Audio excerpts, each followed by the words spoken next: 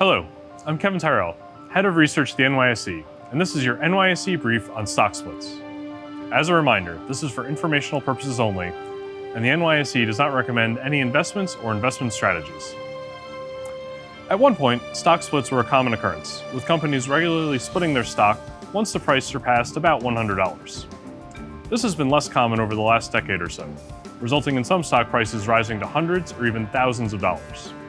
But 2022 has brought us a new round of stock split news.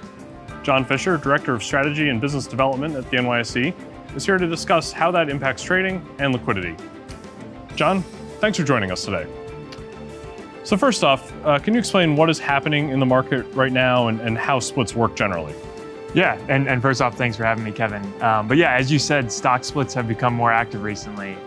So you have Amazon's stock split, which happened on June 6th, and then you have Google's parent company, Alphabet, with their planned stock split for July 15th.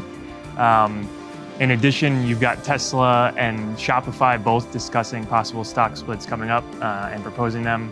So things have definitely been more active, and that's coming on the heels of Apple and Tesla both doing stock splits in the last couple of years.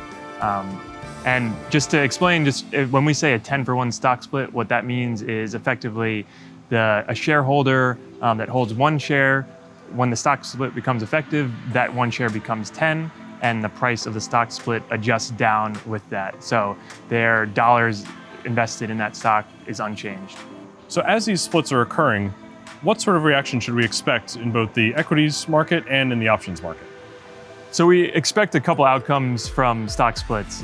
One is definitely an increase in volume from both equities and options, and then we also expect an improvement in spreads. So from a shares traded perspective, we expect an increase just because typically the dollars invested doesn't change while the price of the underlying stock goes down. So in equities, the shares traded should go up. And so for an equities perspective, we think volume will increase by roughly 75% of the split ratio, or for a 20 to 1 split example, it would be roughly 15 multiple versus the pre-split volume.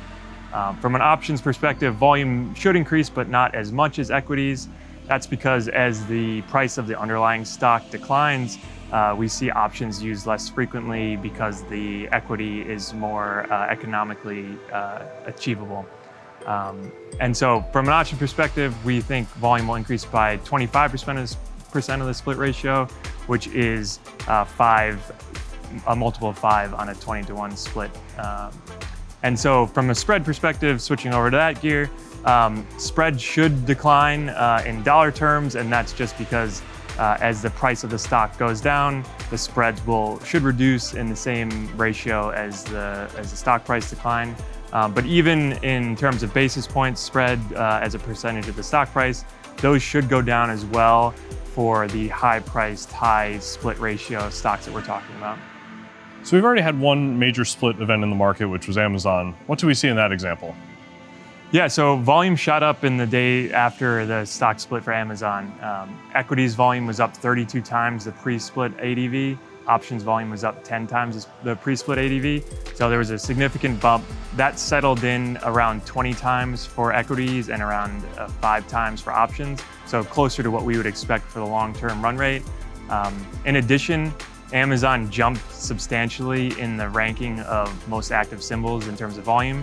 So in equities, it went from number 629 in terms of volume ranking up to number 8. And then from options, it went from 18th most active option symbol to 3rd most active. So it's a large jump in level of volume in those symbols. Oh yeah, so those are some really significant changes. So we'll really have to keep an eye on the upcoming events to see what happens in those symbols as well. Definitely. All right. Well, John, thanks very much for joining us today. Thanks, Kevin. Thank you for joining us today. Once again, I'm Kevin Tyrell, and that was your NYSE brief on stock splits.